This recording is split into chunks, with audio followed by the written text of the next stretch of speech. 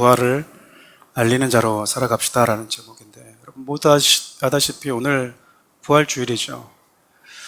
우리가 주일을 지키는 여러 가지 이유는 이 주일에 우리 주님이 부활하신 날이기 때문에 그렇습니다.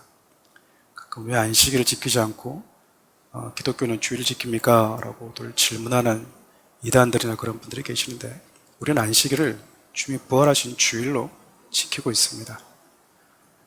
열왕기하 4장 여러분들이 사랑하는 우리 교회 통독 순서에 맞게끔 따라오고 계신 분이라면, 엘리사를 통해서 수넴 여인에게 아들이 주어지게 되는데 그 아들이 죽게 되죠. 그때 어미가 이 아들을 살리기 위해서 엘리사를 찾아오게 됩니다. 그래서 엘리사를 통해서 다시 이 아들이 살아나게 되는 장면이 있습니다.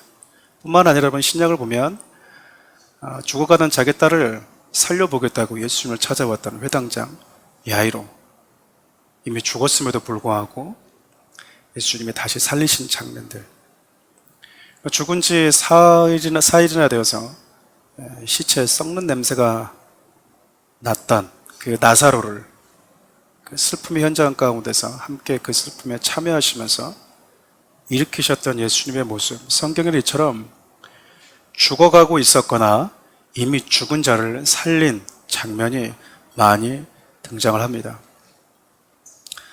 오늘 읽었던 본문 마지막에도 보면은 죽었던 많은 자들이 예수님의 십자가와 함께 사역과 함께 무덤에서 일어난 장면들이 나오잖아요. 얼핏 보면 우리가 그냥 가볍게 지나칠 수 있지만, 예수님이 십자가에서 운명하실 때 성소의 휘장도 찢어졌지만 무덤에서 잠자고 있던 성도들이 일시적으로 많이 일어났다라고 이야기를 합니다. 얼마나 사람들이 그때 놀랬겠습니까? 이미 죽어서 장례식까지 다 치렀는데 사람들이 거룩한 성에 와서 자신이 다시 살아난 게 보여버리는 거예요.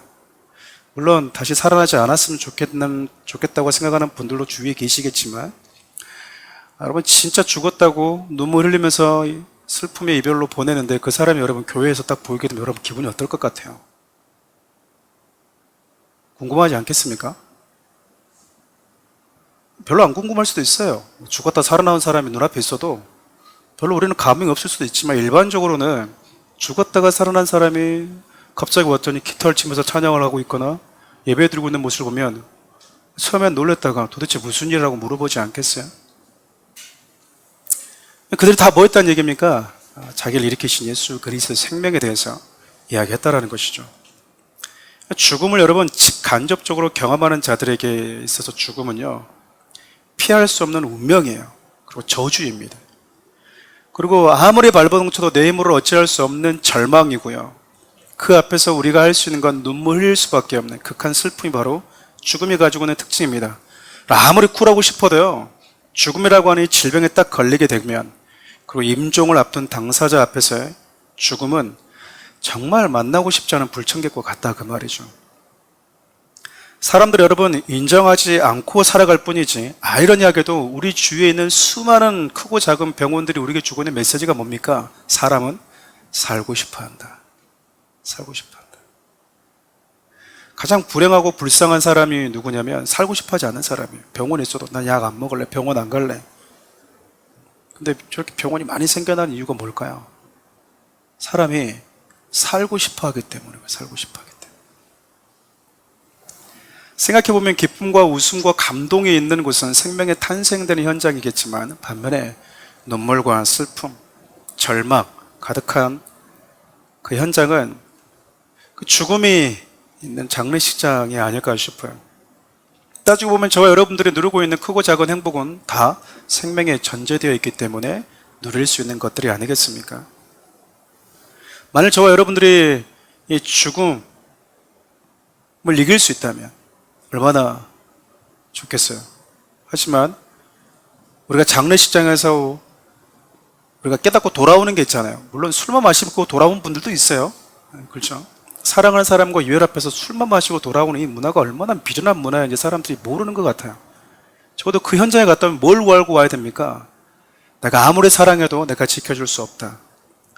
내가 아무리 원해도 나도 내 생명 하나 지켜낼 수 있는 능력이 없다.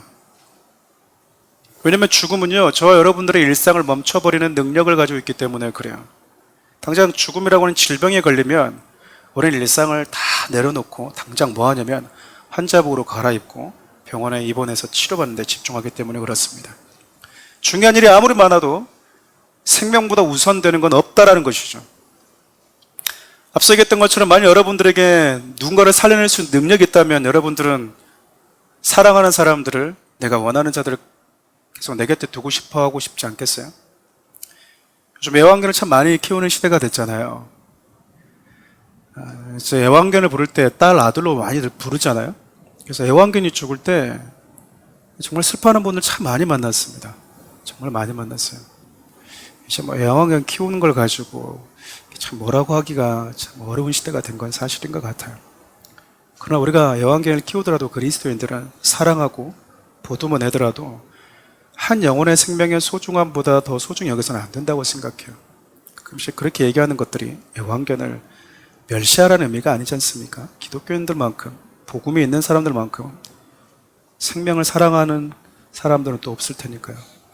근데 어찌되었든 애완견이 죽으면 어떤 분들은 이 부모님 돌아가신 것보다 더 슬퍼하는 분들이 있더라고요.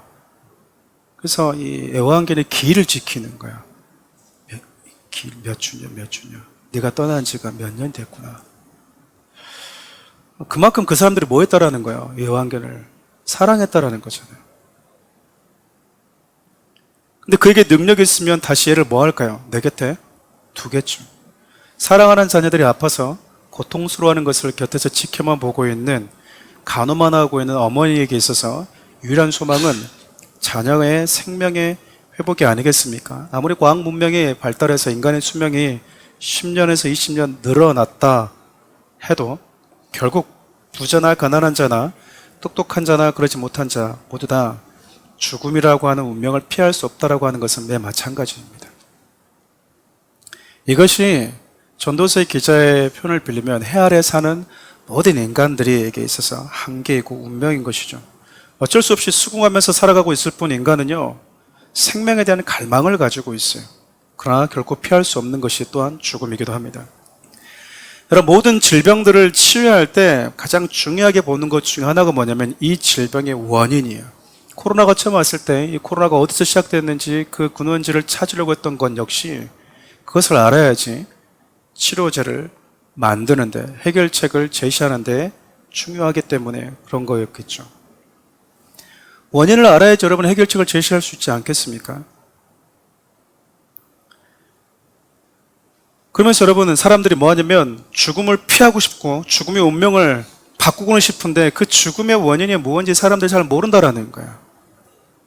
노화가 원인이라고 생각하는데 그렇지 않잖아요. 그건 하나의 여러 가지 이유 중에 하나일 뿐인 거죠. 성경은요, 그 죽음의 원인에 대해서 분명하게 이야기를 합니다. 죽음의 원인이 창조주인 하나님으로부터 인간이 독립선언 했다라는 거예요. 다시 말하면 생명에서 단절을 죽음의 원인으로 봅니다. 인간이 의존적인 존재로 지음받았는데 내가 의존적인 존재라고 하는 것을 스스로 거부한 것이죠. 그걸 좀 겸손하게 받아들이면 되는데, 여러분, 우리가 딱 태어날 때 남성과 여성, 내가 결정한 게 아니에요. 주어진 것이지. 죽음, 내가 막을 수 없습니다. 그걸 통해서 성경이 우리에게 알려주고 싶은 것은 인간이 한계가 있다라는 거예요. 하나님은 하나님을 창조한 것이 아니라 하나님께 의존되어 있어야지 생명을 누릴 수 있는 의존적 존재로 인간을 창조하셨습니다. 그것을 인정하는 자들은 여기 있는 것이고요. 근데 인간이 자신이 의존적인 존재라는 사실을 받아들이지 않고 마치 생명의 근원인 것이냐, 교만한 행동을 취하고 하나님으로부터 분리되는 순간 거절할 수 없는 이 죽음의 저주가 인간에게 찾아왔다. 성경은 그렇게 분명하게 인간의 죄와 죽음의 원인이 있다라고 말씀을 하고 있어요. 이처럼 성경은 인간에게 찾아온 죽음의 원인뿐만 아니라 이제 이 죽음의 원인을 해결할 수 있는 생명에 대한 길까지 제시하고 있습니다. 그것이 바로 십자가이고 오늘 저와 여러분이 살펴보게 될 부활 사건이에요. 십자가는 여러분 죽음의 원인인 그 죄가 가지고 있는 저주의 종말선언과 같습니다. 그리고 죄의 문제가 해결된 모든 자들에게는 썩지 않는 부활의 생명이 약속되었다. 그것이 부활의 메시지잖아요. 피할 수 없는 죽음의 문제를 안고 살아가는 모든 인간에게 죽음의 저주에서 자유케 되는 길이 열렸다. 라고 하는 그 부활 소식보다도 더 중요한 뉴스가 또 있겠어요. 그러니까 부활은 여러분 남의 얘기가 아니고요, 저와 여러분의 생명과 직결되는 뉴스입니다. 사랑하는 사람이 곁에 없는 경우는 잘 모르겠지만, 사랑하는 사람이 있어서 결혼을 하거나 사랑을 해본 사람이거나 사랑해서 자녀를 낳아보신 분들은요, 그 친구 곁에 오래오래 있어주고 싶어요. 그래서 몸을 함부로 이렇게 자기 몸 돌보지 않고 살아왔던 사람들도요, 사랑하는 사람 생기게 되면 몸을 챙기게 되더라고요. 그렇지 않습니까? 특별히 좀 나이가 좀 많이 들어서 아이를 낳으신 아버지들은 더 그러더라고요. 그래요, 안 그래요? 약을 안 먹어도 건강한 분들이 있다 보니까.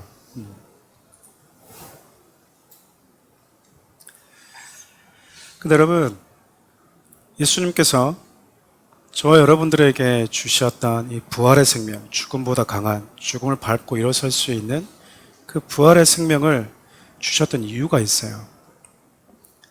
이게 바로 저와 여러분들 향한 하나님의 긍휼과 사랑이었다라는 겁니다.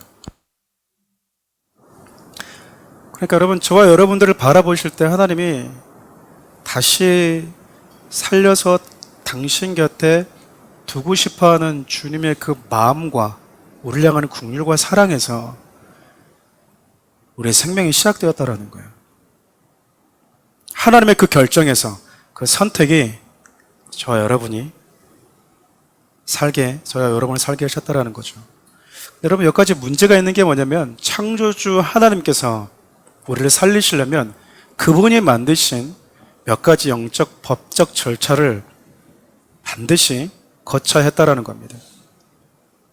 성경은 우리에게 생명의 말씀이고, 믿는 자들이 어떻게 살아야 되는지에 대한 새로운 피조물로 부름받은 그리스도인이라고 하는 사람들의 삶의 지침서이기도 하지만, 또 하나 여러분, 법이에요, 법. 하나님께서 왜 수많은 사건들과 또 제사제도를 우리에게 알려주었을까? 왜 죄 지은 자는 꼭 그렇게 했어야 되는가?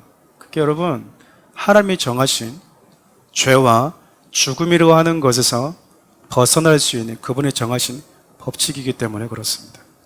그러면 성경을 안다라고 하는 것은 죄와 죽음의 올무에서 벗어날 수 있는 그 길, 그 법칙을 알게 되었다라는 거거든요. 그래서 성경을 보면 예수님이 하나님이 정하신 죄와 죽음의 권세를 이겨내고 영원한 생명을 주신 그 절차를 그대로 밟습니다.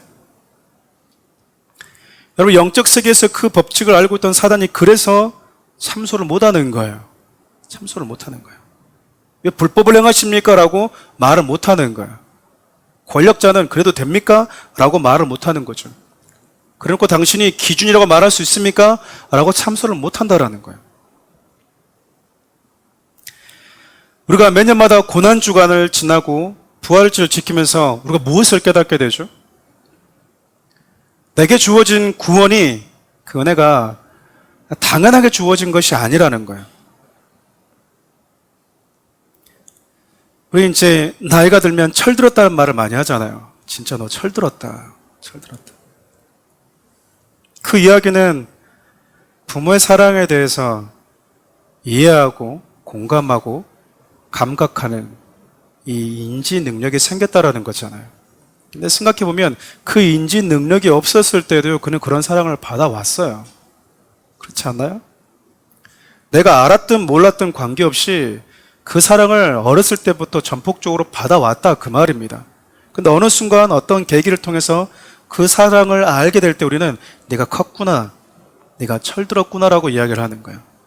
우리가 고난주간을 지내면서 계속해서 반복해서 예수님의 죽으심 그 똑같은 내용을 또 읽고 또 읽고 또 나누는 이유가 무엇입니까?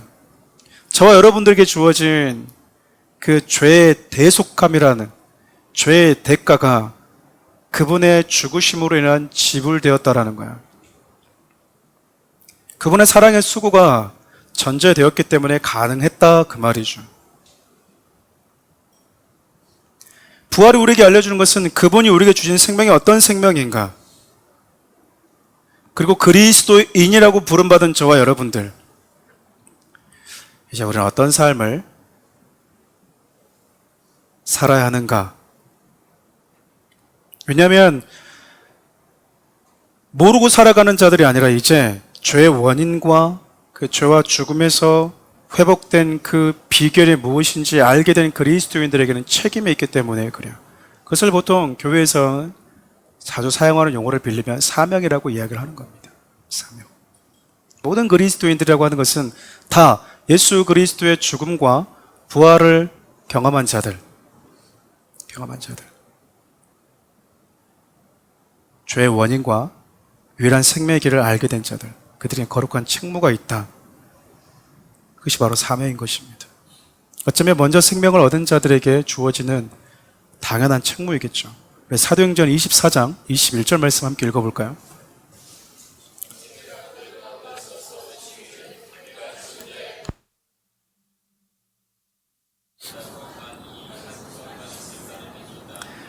예수를 만나고 그분의 죽으심과 부활을 믿게 된 자들에게 나타나는 공통된 삶의 특징이 뭐냐면요, 예수 그리스도의 복음, 즉 부활을 전하면서 살았다라는 거예요. 죽은 자의 부활에 대해서 바울이 늘 전하면서 살았다라고 이야기하잖아요. 죽음의 원인이 무엇인지, 하나님이 그 죽음 아래에 있는 우리를 구원하기 위해서 그분이 무슨 일을 하셨는지, 그리고 그분의 부활이 우리에게 어떤 의미가 있는지, 그것을 자신의 인생을 통틀어서 쏟아부으면서 증거하면서 살았다라고 이야기를 하는 거예요. 오늘 우리가 했던 본문 내용을 보면 예수님이 죽으셨다가 부활하신 안식 후 첫날, 8째 날이죠.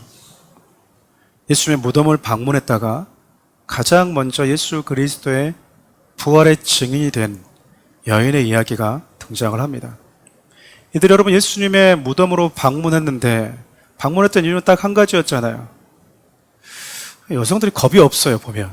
그렇죠. 남자들이 겁이 많습니다. 동의하십니까? 남자들이 겁이 많죠? 여성분들은 진짜 웬만해서 잘 겁이 없습니다. 죽여봐!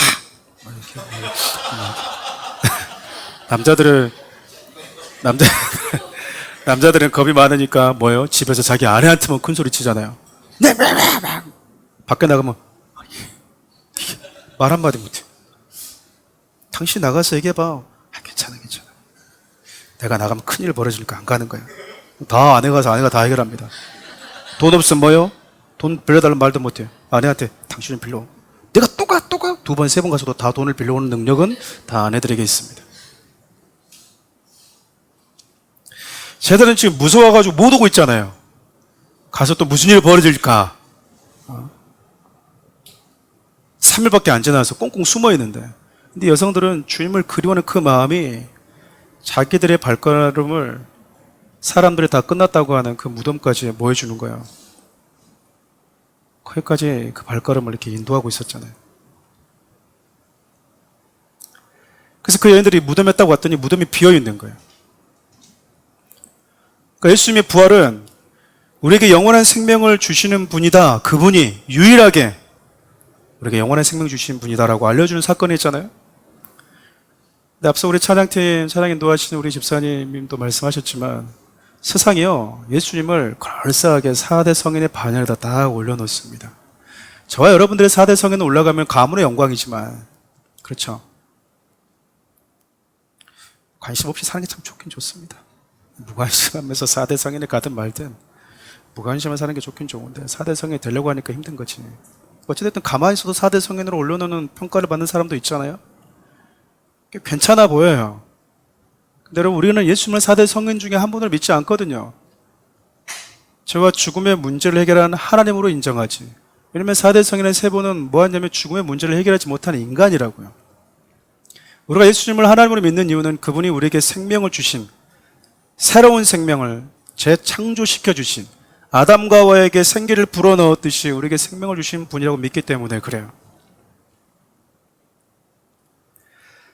내가 사단이 보면 인류와 역사 속에서 얼마나 많이 이 간사하게 예수 그리스도가 하나님이 아니라는 것을, 아니 하나님이라고 하는 것을 인정하지 못하도록 방해했는지 모릅니다.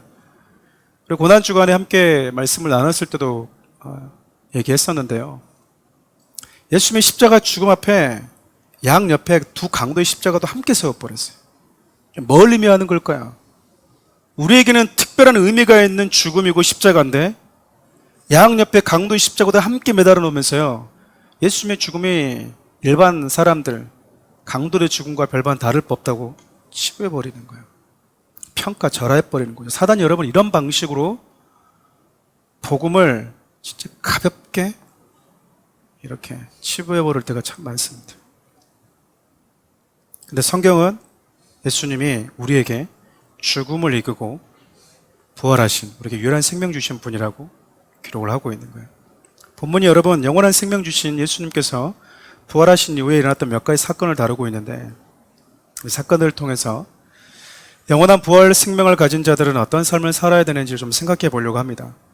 예수님께서 부활하신 그날 그 현장에 일어났던 많은 사건 중 하나는요, 예수님께서 당신을 찾으러 온 여인들에게 평안하냐라고 말씀하셨다라는 거예요. 오늘 본문 9절 말씀 함께 읽어볼까요?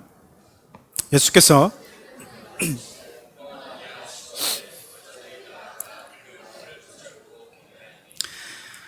예수님은 비어있는 무덤과 예수님께서 말씀하신 대로 살아났다라고 전하는 이 천사들의 말을 듣고 여인들이 얼마나 놀랐을까요? 진짜 놀라지 않았겠습니까? 분명 예수님이 십자가에 못 박히셔서 운명하신 걸 다 봤는데 무덤이 비어있을 뿐만 아니라 예수님이 살아났다고 말하는 천사가 지금 눈앞에서 직접 얘기를 하고 있는 거예요. 두렵고 무섭고 이게 무슨 상황이지? 내가 꿈을 꾸는 건가? 그때 예수님이 나타나셔서 이 여인들에게요, 평안하냐라고 물으십니다. 평안하냐. 예수님이 부활하신 이후에 제자를 찾아갔을 때도 예수님 똑같은 말씀하셨거든요. 요한복음 20장 19절도 함께 읽어볼까요? 이날 곧 안식 후 첫날 저녁 때 제자들이 유대인들을 두려워하여 모인 곳에 문을 닫았더니 예수께서 오사 가운데 서서 이르되 너희에게 평강이 있을지어다. 부활하신 예수님이 여인에게 제자들에게 평강이 있을지어다, 평안하냐라고 물으셨다고 하는 것은 이 평안이 부활과 깊은 연관성이 있다는 거예요. 예수님의 부활은 저와 죽음 아래 있는 저와 여러분들을 위한 것이었거든요. 사람들이 가지고 있는 두려움, 그 두려움을 파헤쳐보면요, 그 안에는 죽음이라고 하는 요소가 담겨져 있어요. 죽음의 뿌리에서 파생된 요소들이 있다라는 거죠.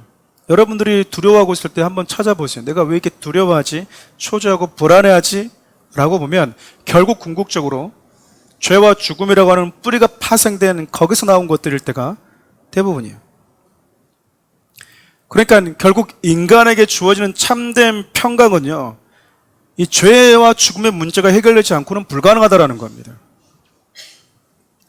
예수님이 지금 그 평안을 우리에게 뭐 하려고 했다라는 거예요? 주고 있다라는 거죠. 그래서 예수님이 자주 이런 표현들을 쓰시죠. 내가 주는 평안은 무엇과 다르다. 세상이 주는 것과 다르다. 죄와 죽음 아래 놓여있는 인간에게 필요한 참된 행복은요, 죽음을 뛰어넘는 평안이기 때문에 그래요. 예수님께서 제자들에게, 이 여인에게 평안하냐라고 물으신 이유는요, 부활 생명을 가진 자들은 그들에겐 더 이상 죽음은요, 아무런 효력도 발휘하지 못하기 때문에 그렇습니다. 그러니까 이런 거 쉽게 얘기하면 예수님이 자주 병자를 고칠 때 내니 안심하라, 안심하라, 제자들에게도 그런 말씀 자주 하시잖아요. 평안해라. 이 얘기는 이제 다 끝났어, 그 말이에요. 이제 다 해결됐어요.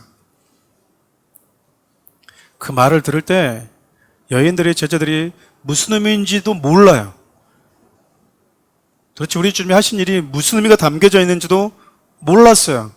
우리 주님이 마치 사랑하는 자녀가 다 알지 못해도 그 자녀를 위한 모든 것을 다 하신 이후에 자신의 자녀들을 향해서 안심해도 된다, 이제 다 됐다. 내가 몰라도 내가 너에게 평강을 주었다.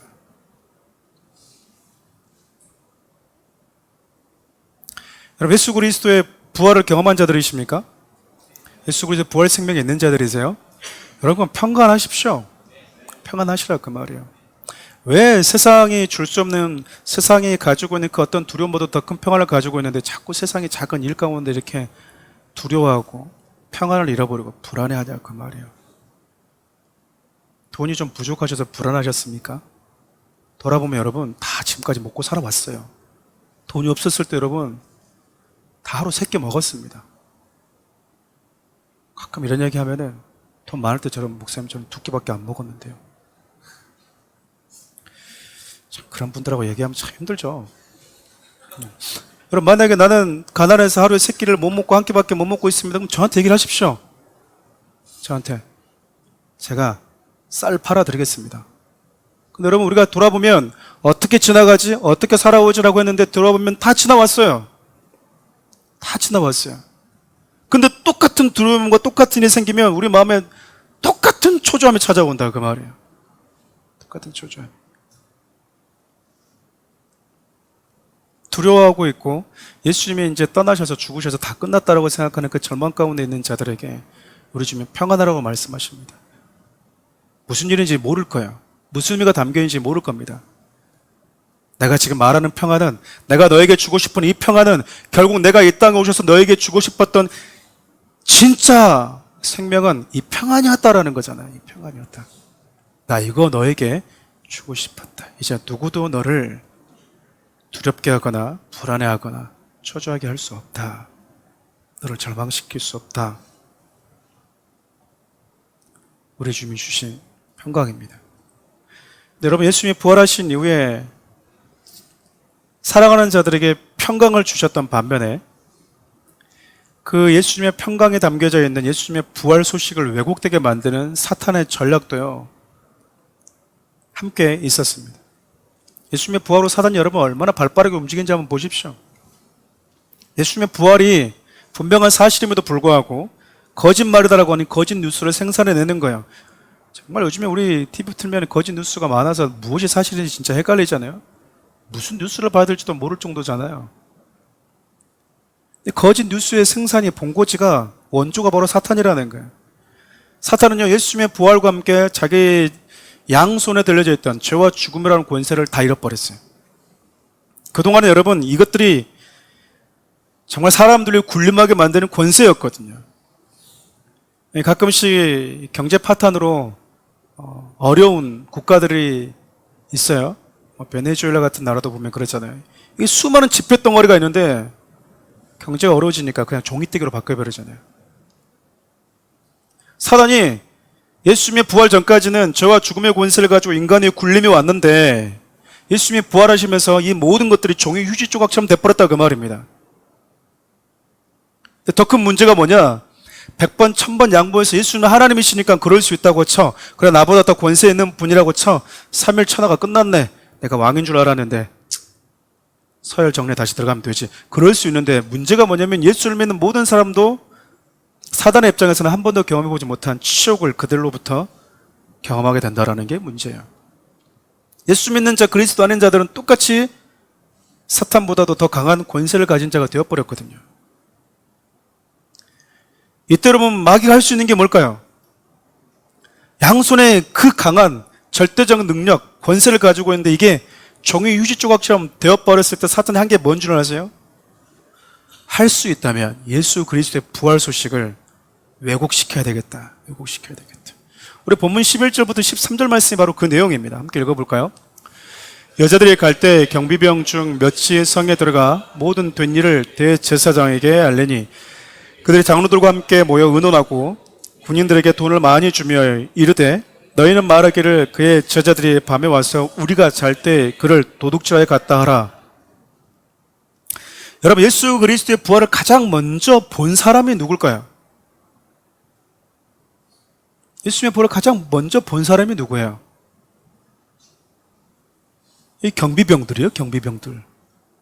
무덤을 지키고 있었잖아요. 막 꾹꾹꾹 졸고 있다가 갑자기 무덤이 열리고 환한 옷을 입은 천사들이 나타났을 때 여인들이 오기 전에 1차 가장 먼저 놀랬던 사람들이 경비병 아니었겠습니까? 이게 뭔 일이야 이게 도대체.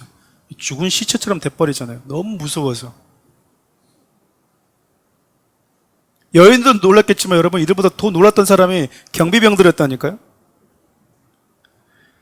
이들이 정신을 차리고 나서 뭐 했냐면 그 무덤을 지키라고 했던 대제사장으로 달려갑니다.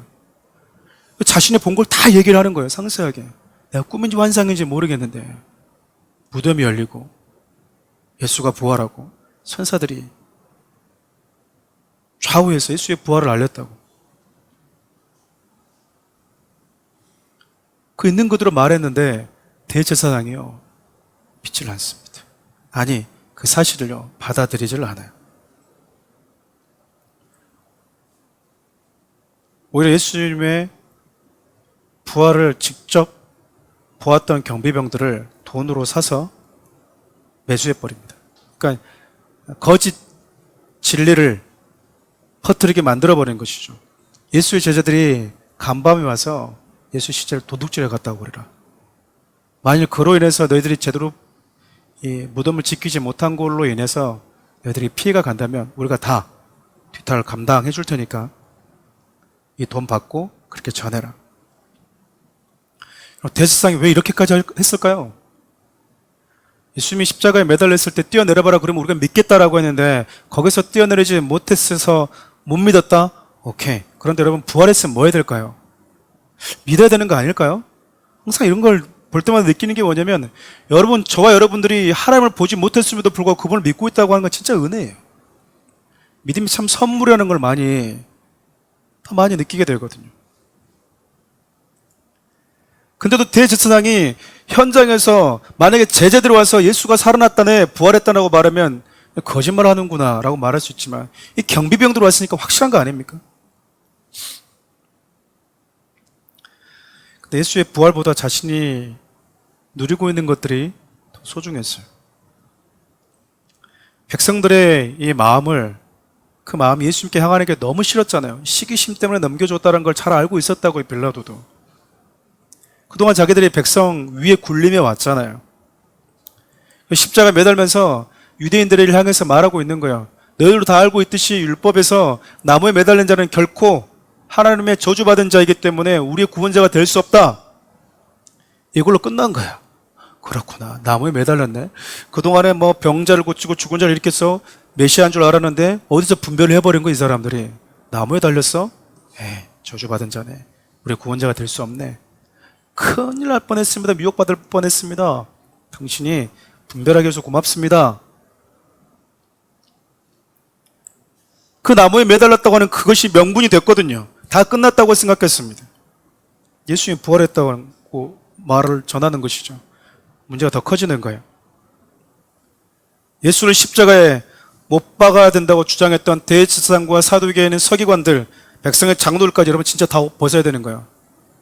이 세대가리들아, 메시아도 못 알아보냐? 메시아도. 성경에 능통한다며, 어디서 태어난지도 안다며, 그분이 오시면 무슨 일을 행하신지 다 너희들이 통달했다며, 그러면 우리는 몰라도 너희들은 그분 예수 그리스도인 거 알고 우리한테 말해줘야 되는 거 아니야? 근데 우리를 현혹해서 십자가에 못 박아 죽였어? 이 세대가리들 하면서 뭐 할까요, 여러분? 진짜 다 옷 벗는 거예요. 그야말로 여러분, 자신들이 그동안 지켜왔던 모세가 우리의 최고다라고 했다는 그 유대 종교의 종말이 되어버릴지도 모를 일인 거죠. 빌라도도 마찬가지였잖아요. 빌라도도 예수님이 죄가 없는 걸 알았어요. 근데 밀란이 나면 자기가 유대인의 총독이라고 하는 이 자리에서 물러날까 봐 두려워서 죄 없는 걸 알면서도 뭐 한 겁니까? 자기 자리 지키려고 예수님 넘겨준 거잖아요. 인간의 탐이 이렇게 무섭다니까요.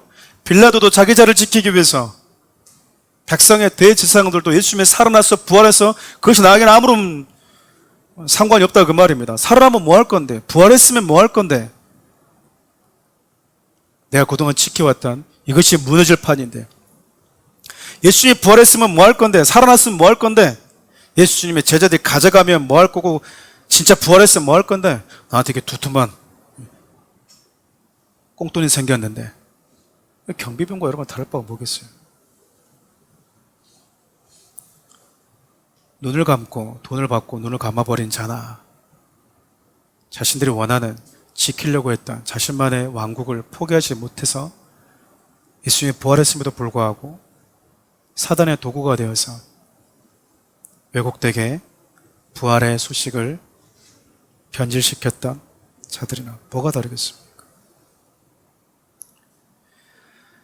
여러분, 저와 여러분들은 크게 권력과 돈의 욕심은 없잖아요. 그렇지 않나요? 사단은 저와 여러분들에게는 어떤 전략을 쓸까요? 이 시대 그리스도인들에게. 저는 무관심이라고 생각하거든요. 관심이 별로 없어. 예수님이 부활하셨대. 그냥 오늘도 한 번의 예배일 뿐이지 그 부활이 우리에게 주는 무게감이 뭔지를 별로 관심 잘 안 갖습니다. 쉽게 잊어버리죠.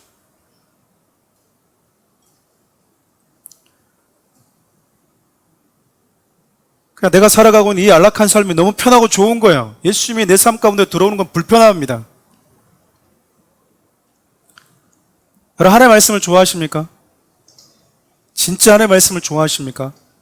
그 말씀이 들어가면 여러분 삶이 참 불편해질 텐데 그래도 좋습니까?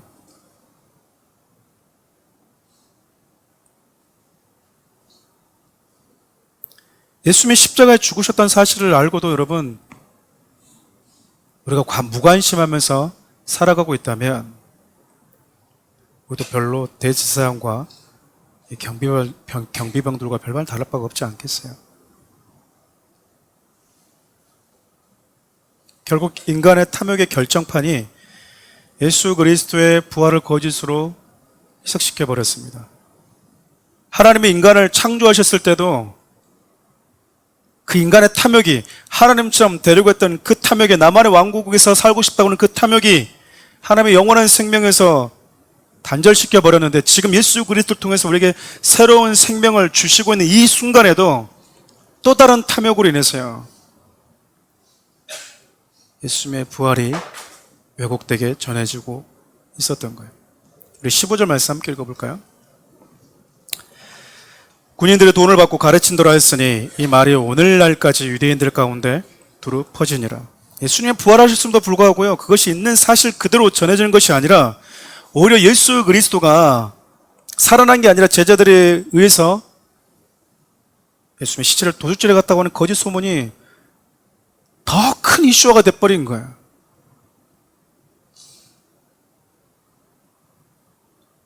거짓 소문이 유대인들에게 더 두루두루 퍼졌다라는 거잖아요. 소위 가짜 뉴스를 생산했던 곳이 교회고 교회 리더십이었다라는 겁니다. 그러니까 여러분 하나님의 뜻을 알고도 전하지 않는 게 이렇게 두렵고 무서운 거예요. 모르면 모르지만 이게 하나님이 성도들 향한 교회를 향한 뜻인지 알면서도 함구하고 있는 것은 함께 영적으로 죽자 그 말입니다. 저도 두려운 게 그거거든요. 성도들에게 하나님이 지금 이것을 원하신다는 걸 아는데 침묵하고 있는 건 아닌가.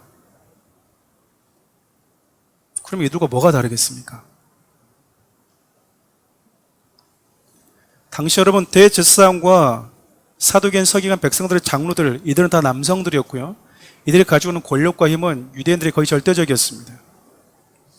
사단이 그들을 공략한 거야. 거짓 뉴스를 퍼뜨리라고. 근데 예수님은 진짜 소위 정말 보면 이해가 잘 안 돼요. 당신이 부활하는 것을 누구에게 가장 먼저 알려주냐면요. 여인들에게 말합니다. 여인들에게. 이스라엘 여인들이 아마 한국 여인들과 비슷했던 것 같아요. 진짜 깡다구라고 그러잖아요. 이게 있었던 것 같아요. 어쩌면 여러분 이 여성들에게 복음을 예수님이 전해주었다? 출발선이 여러분 이 여성들이 무너지면 게임 끝나는 거잖아요. 어떻게 보면 물론 예수님은 또 당신의 주권에서 또 일하시겠지만 우리 인간적인 지식으로 보면 힘 있는 남성들에게 찾아가서 권력자들에게 찾아가서 절대적인 힘과 파워를 가지고 있는 자가 네가 한마디만 해주면 네가 광고 하나만 해주면 다 된다. 그게 또 전략적으로 괜찮아 보이지 않습니까? 왜냐면 이 여인들이 제자들이 가서 예수님이 살아났다는 걸 얘기했어요. 근데도 신뢰를 안 하잖아요. 근데 방금 우리가 읽었던 15절 말씀은요, 거짓 뉴스였음에도 불구하고 대제사장이 말 한마디, 입 한 번 열었다는 그 이유 때문에 유대에 살고 있는 많은 사람들이 그걸 믿었대요. 여인들이 아니야, 나도 그 현장에 예수님이 부활한 걸 봤어, 이렇게 얘기하면 어떻게 했다는 얘기입니까? 야, 제자들이 훔쳐갔다는 거 다 알고 있어, 이렇게 생각했다라는 거예요. 사랑하는 교회 성도 여러분, 저도 여기 와서 경험한 게 참 많은데요. 제가 어디 출신인지는 잘 아실 겁니다. 근데 제가 여기 강남 한복판에 와서 본 것들 중에 하나가 뭐냐면, 실제로 제가 봤으니까. 제가 지금은 조금 그렇지만 작년에는 제가 자전거를 타고 한 2달 가까이를 이렇게 새벽에 온 적이 있었거든요. 그래서 새벽 4시 반에 자전거를 타고 이렇게 왔어요. 근데 여기 백화점 앞에 텐트가 이렇게 있더라고요. 1인용, 2인용 텐트가 사람들이 막 줄 서 있고, 이 새벽에 웬일인가 알고 봤더니 한정판 똥 살라고 기다리고 있었다. 그 비싼 똥. 채널 A. 제가 보면서 왜 저러지? 도대체 뭐지? 그 루비통이 뭐고 샤넬이 뭔지 그거 사려고, 그거 한정판이라는 거야. 그거 이번에 사야 된다라는 거야. 그래서 여러분 텐트 치고 죽치고 앉아서 있더라니까요. 제가 깜짝 놀랐어요. 깜짝 놀랐어요. 이런 열정이 있구나, 사람들이. 이런 열정이 없는 게 아니구나. 결국 가치의 문제구나. 결국 가치의 문제구나. 저는 지금도 성도님들이 어떤 가방 갖고 오면 그게 짝퉁인지 진퉁인지 잘 모릅니다. 그럼 누구와 알아요? 잘? 여러분 아십니까? 그 살짝 바꾼 걸 어떻게 알아, 우리가? 비슷하잖아. 우리가 거기에 막 나는 이거 하고 다니고 있다고, 나 이런 거 입고 다니고, 이런 거 신고 다니고, 이거 들고 다니고 있다고.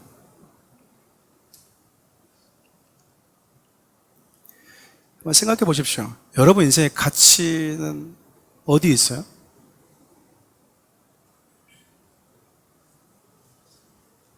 어쩌면 사람들이 이목을 끄는데 가장 취약한 여성들에게 예수님이 당신의 부활을 알려주면서요, 지금껏 부활이 여기까지 진행되어 온 거거든요. 거대 헬레니즘 문화가 지배했던 로마 제국에서 예수님의 부활은요, 수많은 철학 중에 그냥 하나일 뿐이었습니다. 그리고 여러분, 그런데도 불구하고 예수 그리스도가 죽으시고 부활하셨다는 것을 믿고 경험한 자들이 굽히지 않고 전했던 그 목소리 때문에요, 부활의 소식이 지금껏 전해졌던 거예요.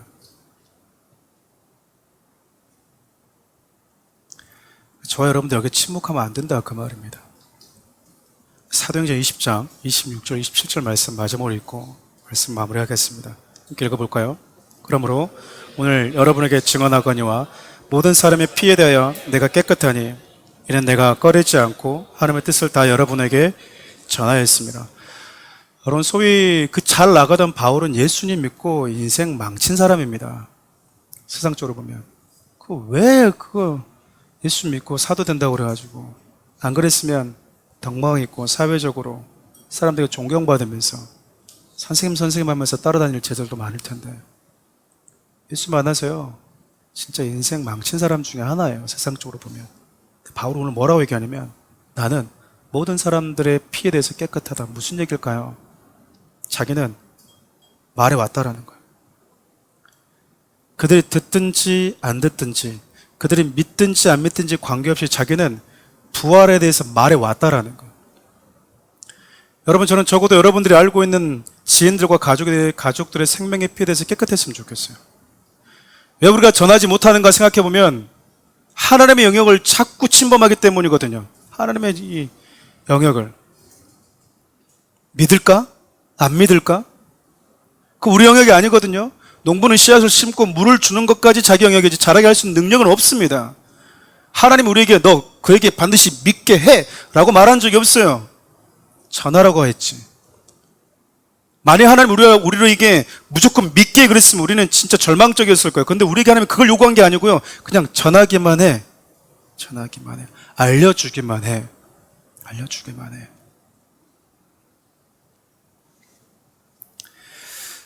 이제 잘 몰라서 하는데 사람들이 종종 그런데요. 이렇게 좋은 가방이 있으면 하나씩 이렇게 들고 와서 이렇게 놔둔대요. 사람들 보는 앞에서. 그러면은 사람들이 다 뭐 하죠? 어머, 이거 뭐야? 뭐야? 뭐야? 그거 그냥 남편이 이번에 사준 거야. 얼마 하지 않아? 좋겠다. 그럼 또 그 여자들은 집에 가서 또 뭐 하죠? 남편들에게? 누구는 뭐 샀다더라, 누구는 뭐 샀다더라. 여러분, 그 가방 하나 사람한테 보여주려고 가지고 온다니까요. 그 가방 하나 샀다라는 걸 자랑하고 싶어서 가방을 가지고 와요. 가방을. 자랑하고 싶어서. 내가 내 입으로 말하면은 조금 이 가오가 없어지니까 알아서 눈이 있는 자들은 볼지어다. 메이커를 모르는 자들은 어쩔 수 없지만 아는 자들을, 눈이 있는 자들은 좀 보라 그 말이에요. 눈이 있는 자들은. 가방 하나도 우리가 그렇게 하는데 알려주고 싶어가지고.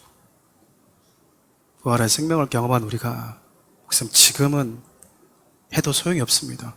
그걸 왜 우리가 결정하죠? 그걸 왜 우리가 판단하죠? 어쩌면 여인들 그러지 않았겠습니까? 예수님, 너무 고맙고 송구스러운데 저 말고 대제사장에게 먼저 알려주면 되지 않겠어요, 예수님? 유대 종교를 지배하고 있는 리더십들에게 예수님의 소식을 알려주면 더 효과적이지 않을까요? 너무 송구스럽게 우리에게 말씀해주면 고맙지만, 근데 여인들이요, 바로 제자들에게 달려갑니다. 바로 제자들에게 달려가요. 여러분, 이후에 성경 보시면 아시겠지만 이 여인들이 전한 건 아주 단순했어요. 내가 보았다라는 거, 내가 보았다라는 거예요. 설명이 없어요. 설명이 없어요. 아주 단순해요. 논리를 설명해봐. 몇 시지? 그쯤이 언제쯤이야? 몰라. 내가 봤어. 내가 경험했어.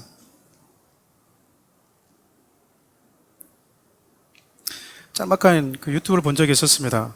한 여성이 교회 목사님에게 대드듯이 질문을 던지는 거예요. 예수가 부활했다고요? 죽은 의학 사망 진단서 그거 확인해 주면 믿겠습니다. 목사님이 이렇게 얘기하는 거예요. 당신은 그때 당시에 의학 진단서를, 사망 신고서를 만들 수 없는 시대라는 걸 알면서 그 질문을 하시는군요. 그 질문을 하시는군요. 그냥 믿기 싫다고 얘기하십시오. 당신이 믿고 있던 고대 수많은 이야기들은 증인들로 인해서 전해져 왔지, 의학 전문서로 전해져 온 게 아니라는 거예요. 가끔씩 그래요. 우리 아버지가 양반 가문이다. 여러분 아버지가 할아버지가 양반인지 상놈인지 어떻게 합니까? 대부분 우리는 구두로 전해진 그 내용 가지고 또 다른 증인이 되었거든요. 저는 하나님이 지금 이 시대에 대제사장과 빌라도와 경비병들처럼 자신의 탐욕 때문에 적극적으로 부활을 방해했던 그 시대와 달리 믿는 자들이 침묵하고 있는 이 시대에 지금 또 한 번 말씀하고 있다고 생각을 해요. 앞서 얘기했던 것처럼 결국 사람은 가치의 문제더라고요. 내가 이것을 가치 있게 여기면 거기에 텐트 치고도 잘 수 있는 게 우리 인간이더라고요. 그것을 가치 있게 여기면 내가 피땀 흘려서 2개월, 3개월 동안 돈 벌어서 그걸 사는 게 인간이더라고요. 사더라니까요. 너 왜 알았더니 저 3개월 동안 열심히 일해가지고 저거 살 거예요. 우리 집에 두 번째 2번이 있어요. 1번, 2번, 3번이 있는데 2번이 저한테 갑자기 돈을 자꾸 달라는 거예요. 자꾸 돈을 모아요. 자꾸 모아요. 돈에 관심이 없던 녀석이. 제가 물어봤어요. 너 돈 모아서 뭐 하려고? 제 귀에다 대고 비밀인데 아빠. 아이패드 사려고. 아이패드 산다. 우리 지금 TV가 없거든요. 그걸로 게임도 하고 그거 보려고 지금 돈을 모으고 있다는 거. 이 어린애도 지가 갖고 싶은 거 있어서 돈을 차근차근 모으더라고요. 악착같이 돈을 모읍니다. 악착같이. 사랑하고 성도 여러분, 오늘 부활주일이잖아요. 그 절기가 주는 메시지가 있어요. 여러분 마음속에 주일, 부활주일 하나는 좀 이렇게 담고 갑시다. 오늘 말씀의 제목처럼 내가 과연 부활의 증인으로, 부활을 알리는 자로 살아가고 있는가? 그 지금 무엇에 그렇게 가치를 두고 집착하며 살고 있는가? 잃어버리지는 않았는가? 그리스도인의 사명, 당연한 책임과 의무를 잊어버린 채 세상 사람들과 별반 다를 바 없는 가치 기준을 가지고 살아가고 있는 자로 변질되어 버리지는 않았는가?